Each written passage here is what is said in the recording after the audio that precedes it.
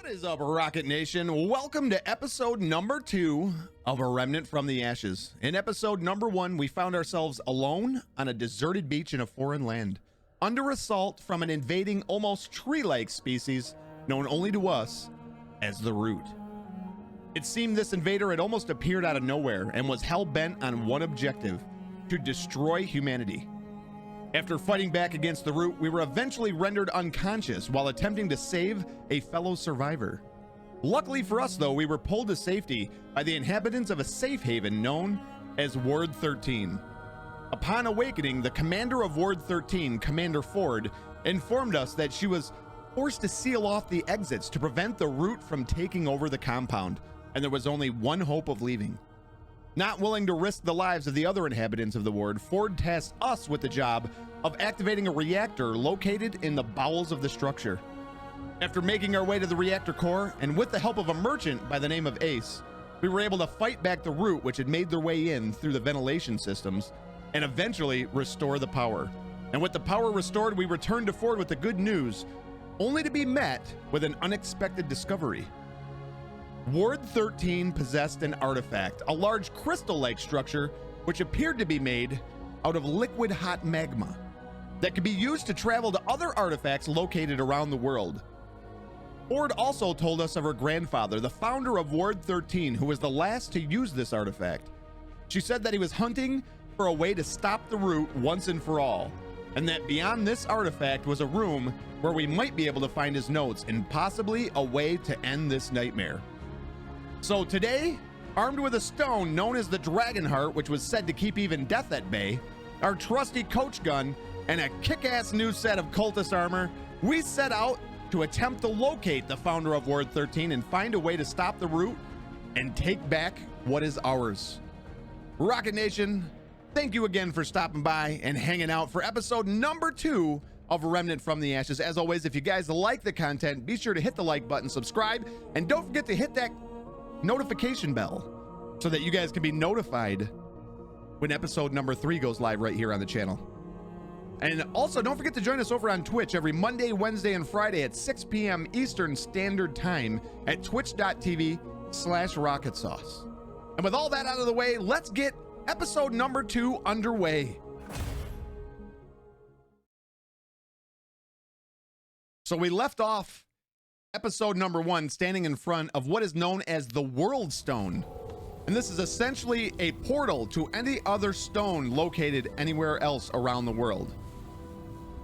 I figured we'd start off today with, there are consumables that are sold by the people here within the ward. But I think we're actually going to start out. I was going to buy some consumables. That was my original idea. But you know what? I think we're going to step through, because there are some secrets that can be explored here very early in the game. So I figured we'd jump right into the World Stone. We're met with this. So this mode was not available when I first played through. A great addition to the game as far as I'm concerned. This is called Adventure Mode. Adventure Mode is now available. Adventure Mode can be accessed from the World Stone under the world settings in Ward 13. You may have one campaign and one adventure mode active at all times. Use World Stone settings to switch back and forth between campaign and adventure mode. So what adventure mode is actually, so first of all, for anybody that doesn't know the way that this game works, essentially every single time you start up a new playthrough of Remnant from the Ashes, you are dealt out a random set of world tiles with different enemy placements, world bosses, world items, things of that nature. It's completely randomized, so what you get in one playthrough might be completely different from what you get in a second playthrough. The adventure mode allows you a way to essentially reset those world tiles and then attempt to possibly get a world boss that you never got in your first playthrough. The deal with, if you can reset your campaign and accomplish the same thing, but you lose all progress up to this point in the story. So the adventure mode allows you to go in, re-roll the world tiles, get a specific boss that you were looking for or a specific world item that you were looking for without resetting your actual playthrough, which I think is a brilliant idea, awesome idea, added in after the last time that I played. We're going to be ignoring that for now. We're going to jump in and we're heading over to the Founders Hideout. So somewhere here in the Founders Hideout, there's supposed to be some notes that might lead us to some clues on how to possibly stop the root. Or at the very least, be able to find the founder of Ward 13. So just such terrific lighting. And I love the particle effects around the world stone. Absolutely amazing. Love that. That's pretty. All right, so we have a few items on the table here to start out. This is one of the consumables here in the world, Oil Skin Tonic. Let's actually give a look at Oil Skin Tonic. Removes infected effect and increases rot resistance by 30%, and it lasts for 10 minutes. We also have a liquid escape. When consumed, the hero will be returned to the last activated checkpoint. So essentially like a homeward bone in the Dark Souls series. We also get a Ward 13 keycard. Hot. And it looks like a little bit of lore here. Pa, I'm dying. No two ways about it. Always thought the root would get me, or I'd live forever like you. But we can't all be heroes. You're the only person in the world who thinks he can stop the root. You know that? The rest of us are just trying to live our lives the best we can. Me and Ellen have had to do it without you. I ain't gonna tell you to stop. Not again. Just don't think you're sacrificing for us. We've sacrificed enough. Always your daughter, Nadine. Rip Nadine. Got a board here. What is the labyrinth? What is the labyrinth? Labyrinth massive tower appears at certain locations. Entrance to other dimension? Question mark? Old church. And appears some maps. And some maps. And there is a note here as well. Ellen, I want you to know that I love you and that I'm sorry. Sorry for so many things. Words won't fix this, I know that. It's time for me to go. Took me a while from saying to doing, but here I am. I'm leaving to speak with the root mother in the old church past the subway tunnels. She'll show me the path away from this world, and then I'll be gone. Goodbye. Wow, that is a very much love in that note. So I'm assuming that this is from the founder of Ward 13. So if we're attempting to locate him, there's our first clue. We need to find the root mother in the old church past the subway tunnels. Check. All right. As always, don't forget to break all that wood to get some scrap. Apparently, we're not going to get much scrap. So here we're going to encounter one of the first secrets here within Remnant from the Ashes. No scrap! Why do you hate your rocket sauce? Some more lore here. Damn it, Ellen. It's not my fault your mother's gone. Even if I'd stuck around, Nadine would still be dead, and we'd know a hell of a lot less about the root. I'm doing this for her. For all of them. God, she's so much like her mother. Nadine was a grown woman when I started my search to end the root. She never understood how important it was. She clung to this childish idea that the ward needed a father. That what they needed was freedom, a better world than the one Harsgard and Neville and the rest of us left them with. Ellen doesn't know how good we had it before. She wasn't there. None of them were. I'm the only one left thanks to this goddamn curse. Evelyn understood though. She wanted the root destroyed so much that... But Evelyn's gone now. She's gone. I tried to talk to Ellen again. Told her I'd stay this time, make things right. She said don't bother. Damn it. What does she want from me? I'm trying to be there for her. To see things her way. She doesn't want me to chase the root? Fine. But at least talk to me. There's no room in the ward for me, she says. So I've been sleeping here in the office. I bet Ellen hopes I'll head out on another expedition. God knows I'm tempted to. But no, my daughter's gone. My granddaughter needs me now. There will be time enough to find answers later. So, obviously they're talking about Commander Ford of Ward 13, Ellen Ford, who we met in episode number 1. Nadine must have been her mother, so that is the person that actually wrote the notes that we read in the beginning of episode number 1 as well. Ellen handed me a letter from her mother today. She almost didn't, but she said that would have made her worse than me. The letter, I don't know.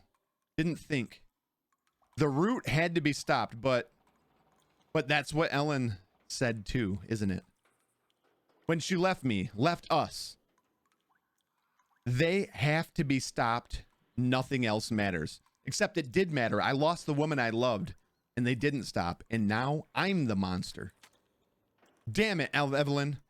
You were wrong. You're wrong! I knew it then, and I said so. But how am I any different now? I can still do it.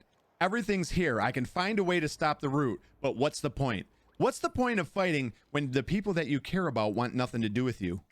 What's the point of anything? What? Worthless. Should burn it. Walk into the dark. Never return. Burn it all. What have I done? It's over. Half a century of notes and data gone. God, what have I done? It's been months since my last entry. I think I did the right thing. Destroying my work didn't make a difference to Ellen, but it was tempting me to go back, to hunt for a solution that doesn't exist. Now, that's gone. I'm free. I don't blame Ellen for not speaking to me. I'm a stranger to her, to the ward. I can serve them better by leaving. I make a better legend than a leader. I'll give the key and the heart to Ellen. I don't need them anymore, but someone else might someday. The ward is in their hands now. It always was, I guess. Question is, where do I go from here? I can't stay in this world. I've decided that much. I don't think it'd help Ellen any if the people could find me. Anyway, Earth is rancid with the root, but without the crystal, ... The root mother, they say she's still in a shell of an old church. She knows everything the root does. Hell, she can probably even give me an idea on the root if I just... No, that chase is over. But she could help me find or reach another world. Someplace where I can figure out what's next. If anyone can give me an alternate route, it's her. It's time I spoke with her again anyways. I've avoided her for far too long. So a definite insight in what's going on and possibly a reason why the founder of Ward 13 never returned. Yeah. Yeah. So we got some iron here and a brand new sexy set of armor. The Drifter overcoat and the Drifter trousers. So let's take a look at this. So if you want to look at the advanced stats on PC, you press R. I'm not sure what it is on consoles, but this will give you the advanced stats. As always, the main thing really is all about that armor. More protection is a good thing, but within Remnant from the Ashes, you have to think about status effects that can be applied to you, and how different armor sets can actually benefit or hurt you in several different ways. So going from left to right here, you have bleed, fire, rot, radiation, corrosive, and shock resistance. This tells you your resistance. And the one that we have, the cultist set, is not actually that bad. It's good across the board. We could gain an extra 3 armor, but we do increase our weight. Weight does affect how you dive roll, just like it does in the Dark Souls series. So I think we're actually going to stick with the Drifter set for now. So we're actually going to take a trip back to Ward 13 now, and we're actually going to pick up a little bit of some secret items. I will be making separate videos too, going over some of the secrets that can be found within Remnant from the Ashes. So keep an eye out for those. I will make a playlist for those so that you guys can find all the secrets located everywhere in the world.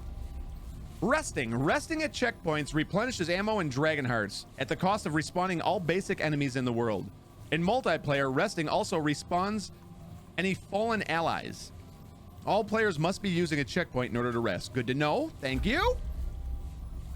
And we're going to return to Ward 13. And we're going to be taking a trip down into basement level 2 now, and also 3, and exploring the rest of Ward 13. Before we do that, though, I think I'm going to stop by Reggie here, because I believe Reggie has some dialogue for us. And also some items that are going to come in handy. You know what? I think we'll talk to Reggie on the way back up. We're going to be coming back up anyways. So we'll stop, talk to Reggie and Ace later. So of course, we've already been to the reactor level, B1. We're going to go to Ward 13 and the research level here. But our first stop is going to be basement level B2.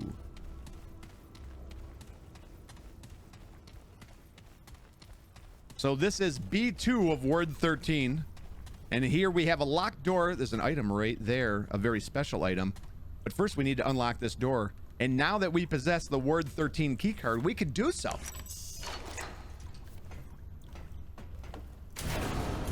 So we might as well stop over here, grab this. This is what is known as a Tome of Knowledge. These can be hidden throughout the world in random locations. And what one of these do here is they give you 1 trait point. So essentially it's like leveling up. So traits, when a character levels up, they receive a single trait point, which can be used to boost the level of any available trait. Traits are hidden throughout the game and tied to unlocking secrets and completing certain quests. So this goes back to the random world tile thing. You might not be able to get every single trait in one playthrough because that trait might not have spawned in a specific location, or a way of getting that trait was not spawned within your world tile set. So that's where the adventure mode might come in handy. So of course we have vigor, endurance, and spirit. This is what comes when with this character by default. That is the cultist. We're gonna skip that for now, and we're actually going to, which room is it? You know what, there's some stuff to break here. Let's break these, get a little bit more scrap.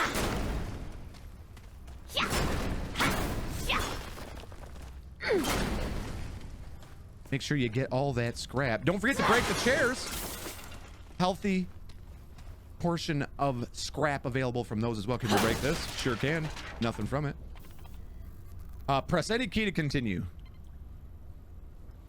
Electronic mail. 9/15/1968. Good lord, this is old.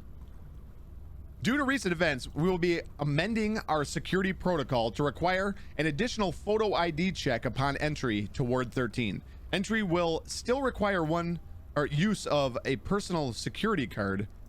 However, an additional ID check will be performed upon entry into the ward. All security officers have been notified of the change, and the new protocol will take effect immediately. That was from Haskell. Haskell? We've heard that name a couple of times now. Oh. Uplink test successful. Memory test successful. Interesting.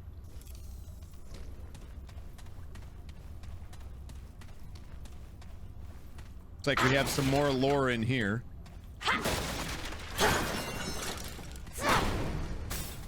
All that scrap.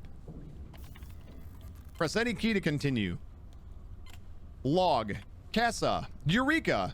It's taken us months, but we have finally reconnected a dreamer to Gabriel's world. Subject 2419-1 is online.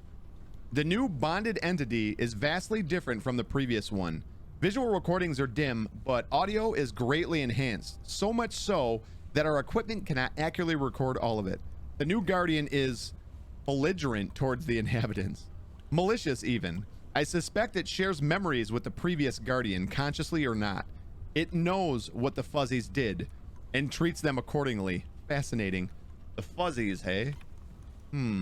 Physical expedition. Sounds like the higher-ups are planning an honest-to-God physical expedition to one of the worlds. Commander Neville has requested all operations managers to submit our recommendations. Given the things we've seen since bringing Casa online, the Guardian, the root creatures, the massacres, I think it's obvious what our stance should be. June 20th, 1968. Casa's equipment is going bonkers. It keeps resetting itself to a specific set of parameters, not just the dreaming harness, but the recording equipment, diagnostics, and even life support. The effect seems to be coming from Casa herself, but none of us understand how that's possible. Per procedure, we've tried to sedate and reboot Casa, but that has proven impossible. The system ignores our commands for sedation. Reg tried physically administering the drugs, of course, but the system automatically applied a reversal agent. I'm concerned if we try to overpower the system, we will end up killing the dreamer. On the other hand, that might be our only option if this feedback loop doesn't resolve itself. We'll continue our observations for now, but after what happened with Gabriel and Clementine, I'm worried. They're everywhere! The root creatures from Cass's world. We were unprepared. How could we be? They attacked so quickly. Reg is dead. So many are dead. We've lost contact with wards 16 and 17, maybe others.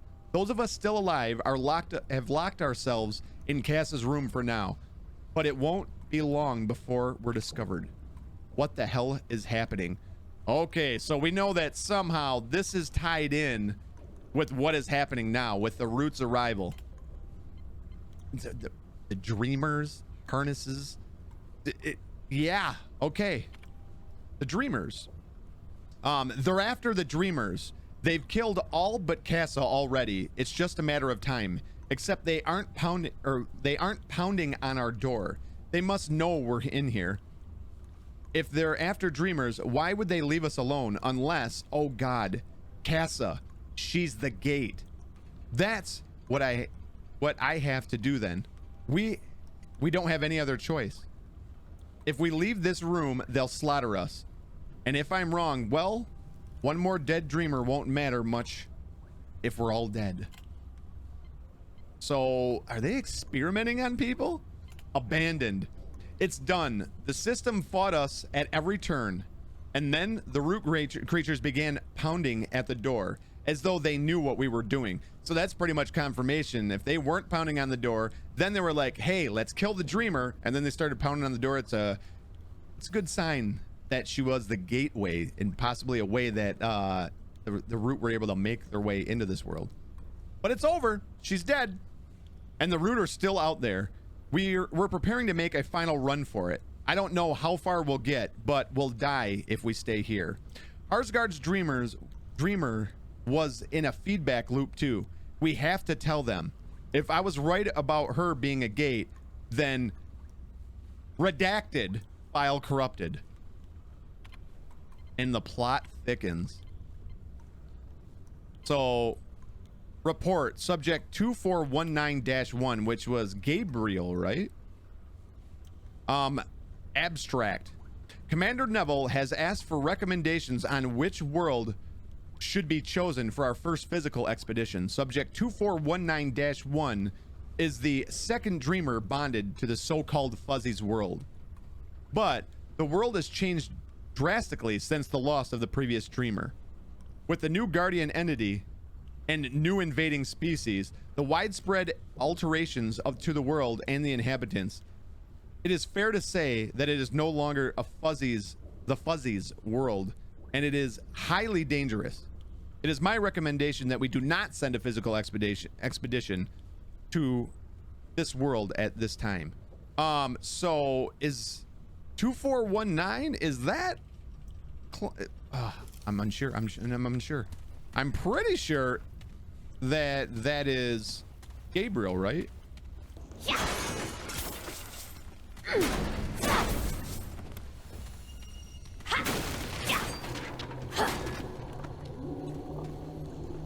So we just accidentally listened to this recording. The technical term for this sound is ominous sound coming from box. We actually unlocked a trait there as well. So if we go and look at our traits, we just unlocked this by listening to this recording. Elder Knowledge. This actually increases the amount of bonus XP that you get. So by having level 1 of this trait, we get plus 1.25%. The next level would be plus 2.5%. We do have one trait available. And I have a feeling we're going to be putting a lot of points into Elder Knowledge so that we can more quickly unlock trait points for the other traits that we have. So early on, I think that I'm going to be putting a ton of points into Elder Knowledge, as many as I can. All the traits do max out, by the way, at level 20. And here we have a fuse. Don't forget to come in here and pick up this fuse. You're going to need it for some of the secrets that we're going to be exploring here in this area. As a matter of fact, we're about to go check one out right now by heading down to, I believe it's the research level, Basement level 3. Welcome to B3. Yep, B3, and this is a research level. So when you first arrive here, you're met with a locked door, and there's no way to actually unlock it because there's no power. There's no power to the access module thingy on the wall. So in order to be able to unlock this door, you have to have that fuse on you. You come here and you use the fuse, put it in the fuse box thingy. Those are the biggest fuses I've ever seen in my life. And then we need to activate the power. And then you can use the Ward 13 access card or key card to access this room. So I will say, once you do access this room, there are a few things that we can grab. First and foremost, I think we're going to come in here, and there's some lore to be found in the very last room on the left here, I believe.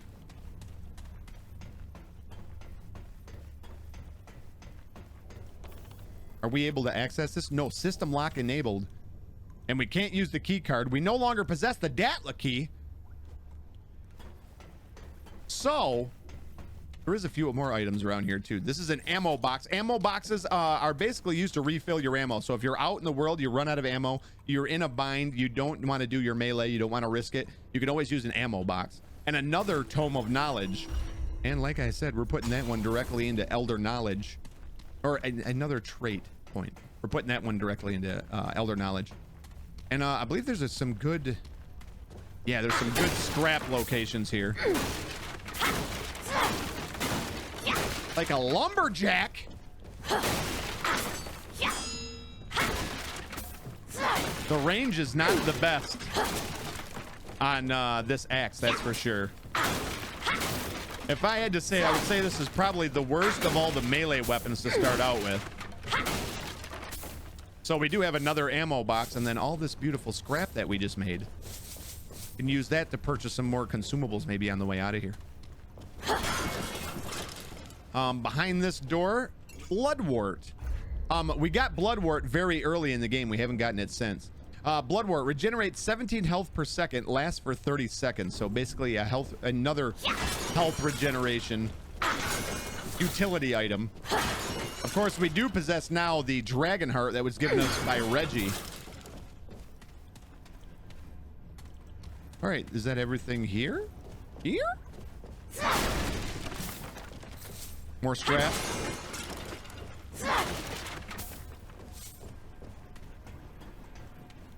All right, and I do believe there's something up in this room here. Let's go up there and check.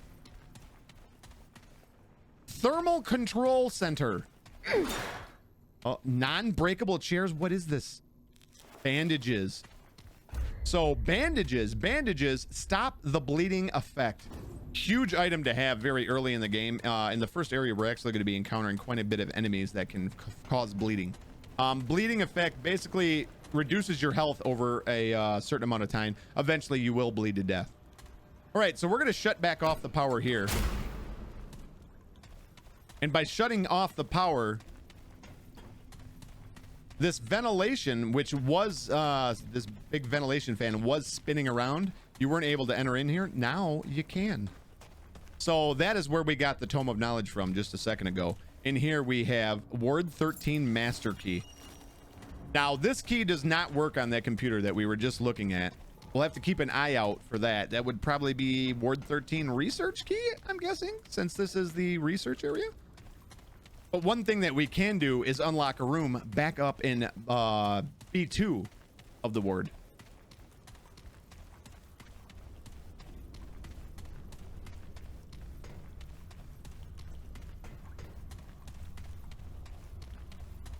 So there is some more lore for us to get into up here as well.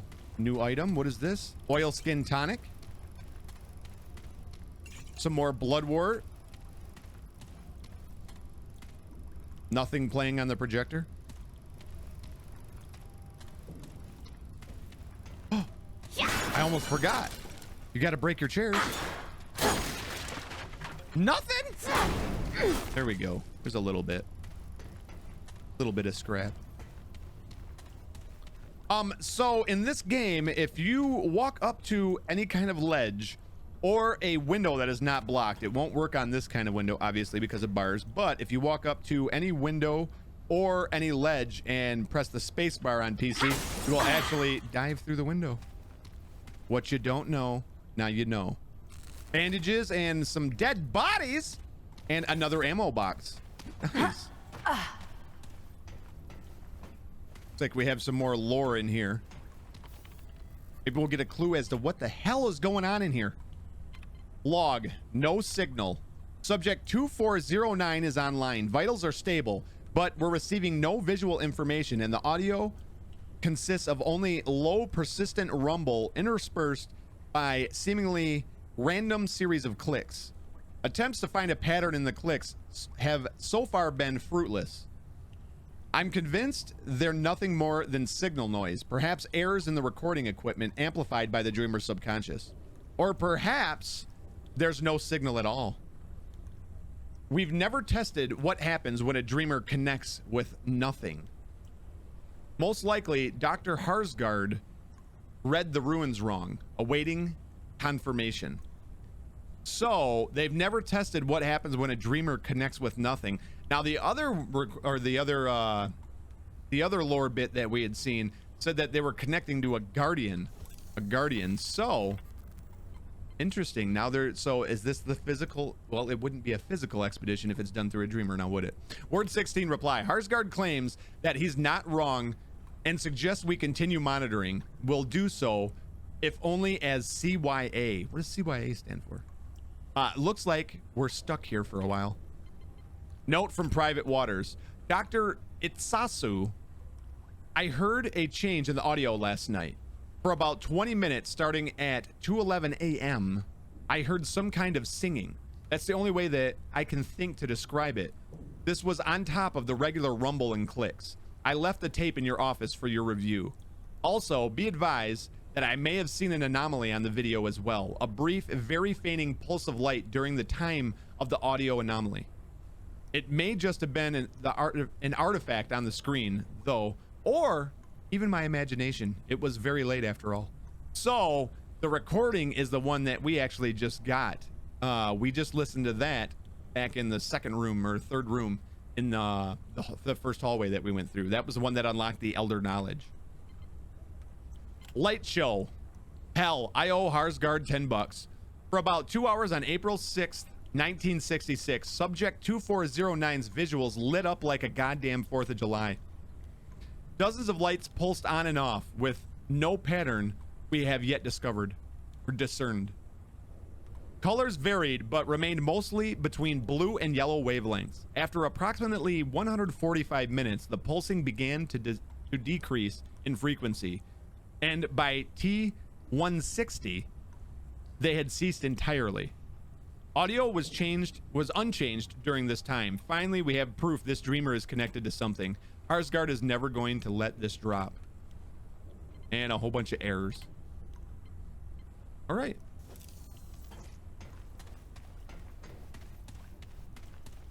Two more rooms here. Lots of dead bodies. Press any key to continue. Log. Gabriel.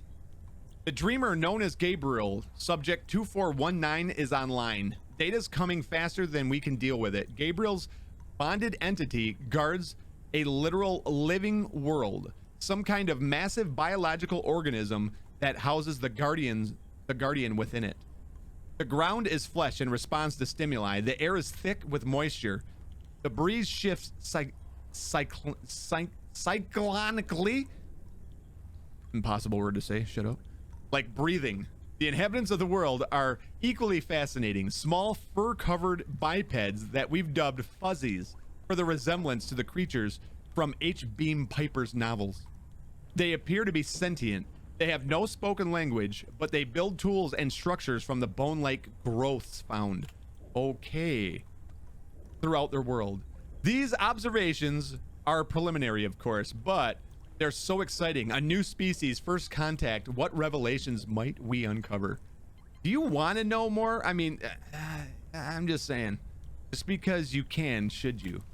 Uprising. Gabriel was attacked today, or rather, the Guardian was. We've combed our records for any sign of provocation on our part, but so far, we have nothing. Gabriel's been completely passive, allowing the Guardian to act independently. Most likely, whatever's happening predates Gabriel's bond. There have been more calls from the team to wake Gabriel, still a minority, but it's true that his heart rate rose briefly during the attacks, but there have been no other signs the attack affected him in any way. I've ordered observations to continue. We will see this through. Termination. Subject 2419 has been declared dead on Sunday, April 3rd, 1966. His guardian was killed and his body consequently suffered a cardiac arrest. We've lost input immediately. Needless to say, my team is devastated, and yet this presents exciting new information. This is the first time a dreamer has died in the chair. Tragic though Gabriel's death is, it proves the bond between dreamer and guardian is even stronger than we knew. Research in the Fuzzy's world has been put on hold for now. Our previous observations and these log entries will be transferred to another room for study while Gabriel's chair is prepared for the next dreamer. I know we'll be back. There's so much yet to learn. What happens when the world guardian dies anyways? So, wow, okay. First, number one thing I want to know is, are these dreamers, are they aware? Like, is this like an experimentation, or did they like volunteer for this? Because something tells me if they knew what they volunteered for, they would immediately back out. And, wow, whatever happened there. Press any key to continue. Log. AC. In this room, please keep the air conditioner on at all times. The dreamer's entity lives in a frozen world, in some places colder than any recorded measurement on Earth, and seems to reflect aspects of that bond. In particular, she shows physical signs of discomfort at any temperature above 55 degrees. Those working in this area are encouraged to wear layers. Another error, minor anomaly. The Guardian came across a clutch of orphaned Polas. Apparently, they had been lost in a blizzard, but the effect on Clementine was unexpected. Her neuroadrenal levels dropped, and her body showed signs of lacrimation. Most of the team believes the Guardian, the Dreamer, or both were saddened by the discovery, but we have no record of Guardians ever having or eliciting emotions. If only we could record emotional states somehow. It's unfortunate that we can't speak to the dreamers without waking them, and that we can't wake them without risking a loss of the bond. Interesting. New procedures. FYI, per Commander Neville's orders, we have sedated Clementine until our neuroadrenal levels return back to normal. I guess this is now standard operating procedure whenever a dreamer exhibits any potential unstable behavior. I suspect the source of this edict is Captain Ford. After what happened with Gabriel, and with Harsgard about to connect a new dreamer to this clawbone entity, I'm guessing Ford doesn't want any more unnecessary risks. He's probably right. Janitor. Could someone please tell the janitor to leave the AC alone? That's the third time we've had to reboot Clementine this month. Rebooting them, treating human beings like robots. Wow. Okay. Like a computer. Reboot her. Last frame. A whole bunch of redacted. I see Clementine, I'm guessing is what that is. Disintegrated at all? Not disintegrated at all. Rather, I think she is shifted somehow. That she still exists somewhere along with everything else, including the poor janitor. Unfortunately, I redacted. As to why, I have only conjecture. Reviewing Clementine's final tapes show redacted. And in the very last frame, in one darkened corner, you can see something. This be Clawbone? So can this be Clawbone? Interesting. Arsgard always described his unknown entity in fantastic terms, but what if he wasn't exaggerating? We know he brought his dreamer online at approximately the same time Clementine disappeared after all, and then a whole bunch more redacted. Oh, the plot thickens. So this must have been where Clementine's bed was when she was phased out of this world or teleported or whatever happened. Look at how it even cut the machines like directly in half. Interesting. All right, so up here we're gonna there's a door right here. Normally this door is locked. Only one way to unlock it, and that is by doing what we did, going down to the 3rd level, we're going to need the Master 13 or the Word 13 Master Key. And in here is a very, very good weapon, especially for early on. And we can see it right there. It is the Submachine Gun. And we are going to equip that bad boy right away. First, let's remove that mod that we had on there. We're going to equip this. And then we'll put this mod back on. Of course, that's the Mender's Aura mod. So now we're rocking the amazing Submachine Gun and the Coach Gun as well. Technological advancements have been made. From Mark Klinger. We have a Klinger here. 7/21/1967. An explosion in research knocked out the circuit breaker in the North Wing.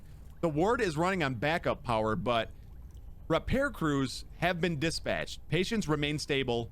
No major incidents. Next! 7/22/1967. Main power is restored, but security camera 12 is offline. I sent Smith to check the cabling, and he reported that the lines were fried. I filed a service ticket with maintenance. 8/1/1967. I'm a little on edge. There was an incident with patient 3323 Clementine last night. She was agitated, like she's having a bad dream. The doctors and nurses were scared. Something about PSK levels being way off the graph. It took 3 orderlies to pin her down. I can't say for sure, but I think I saw a microscope fly off the table and hit one of the orderlies square in the back of the head. No one threw it. The damn thing just shot off the table. The orderly is in med lab. 27 stitches. It could have been worse. Much worse. Wow. 8/13/1967. Dreamer 3323, aka Clementine, was at it again this evening. Starting around midnight, the patient was moaning and crying in her sleep. Wasn't long before the crying turned to screaming, and the medical crew rushed to the room.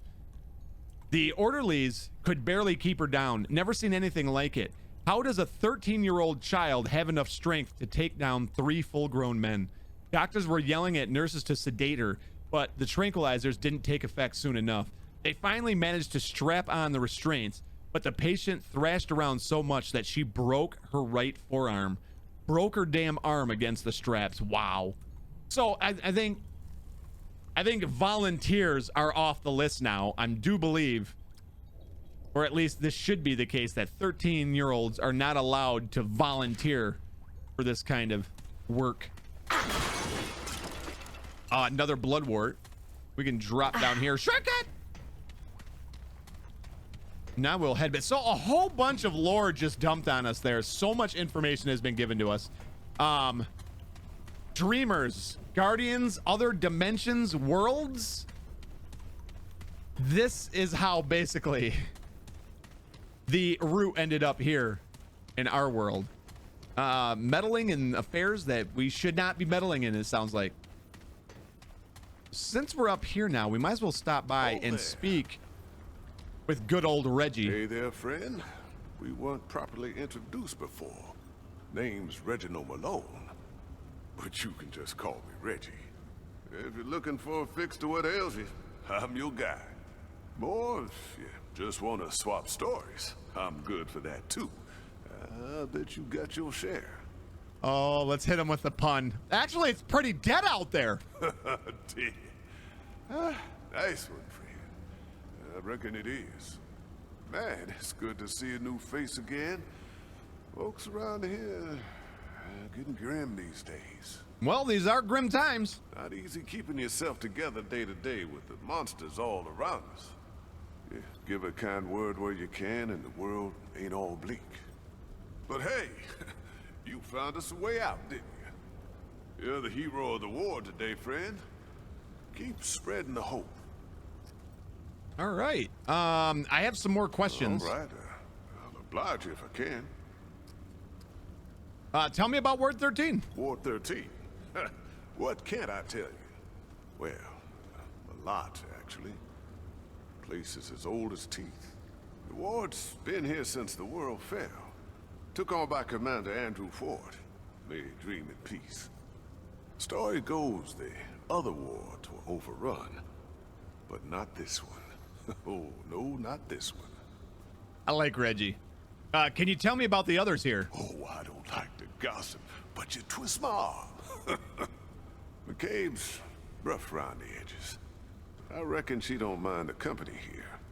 Riggs, he'd give you the shirt off his back if you asked. Bo, don't have much experience, but he's keen to do right by the ward.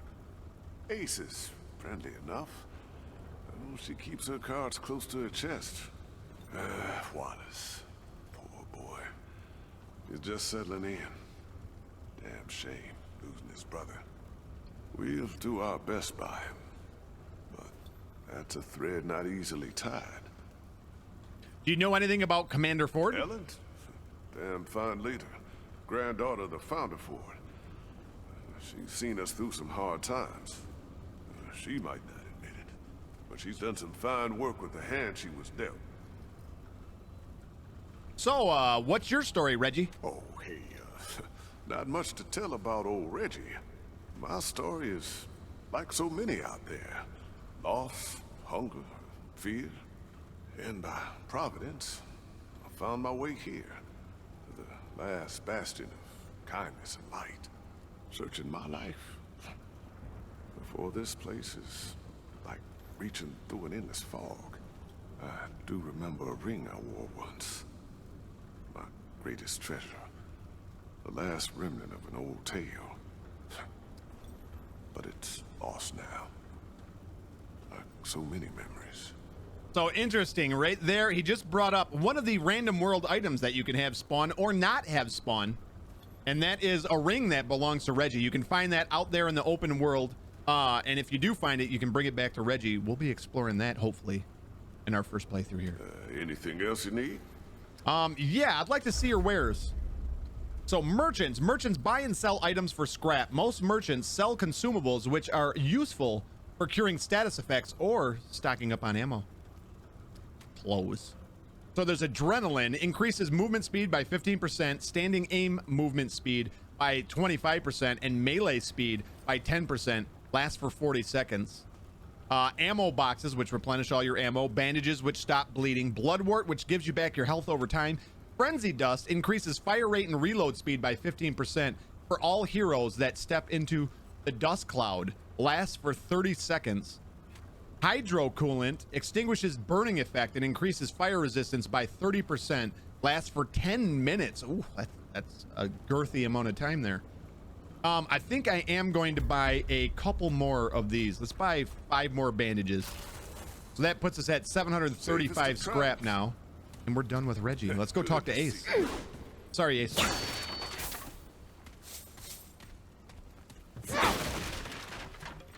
More scrap.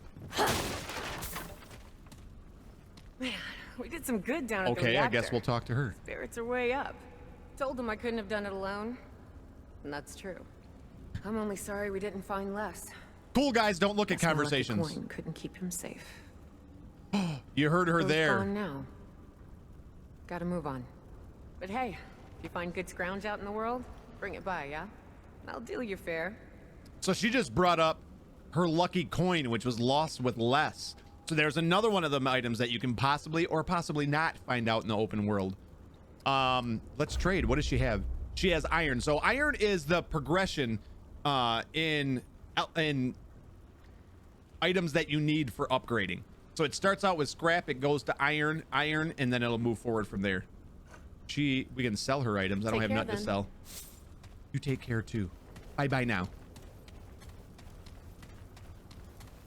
All right, and I think that's where we will end episode number 2 here. When we pick up again in episode number 3, which should be out in less than a week's time. I think we're going to be picking up by going and trying locating the founder of Ward 13. Sorry, there's so much lore located in this section of the game, and I asked you guys what you guys thought about the lore and whether or not you guys wanted me to read it, and pretty much it was 100% across the board. Everybody wanted to know the lore about the world. So I don't want to make this video too long. From here on out, most of the episodes are probably going to be around 20 to 30 minutes long. At least that's my hope, unless we run into something big. So Rocket Nation, thank you again for joining me for episode number 2 of Remnant from the Ashes. As always, if you guys like the content, be sure to hit the like button, subscribe, and don't forget to click that bell notification so that you guys can be notified when episode number 3 goes live right here on the channel. Also, don't forget to join us over on the Twitch every Monday, Wednesday, Friday at 6 p.m. Eastern Standard Time at twitch.tv/rocketsauce. Remember, life's short, pause, save, and I will see you beautiful bastards in episode number 3.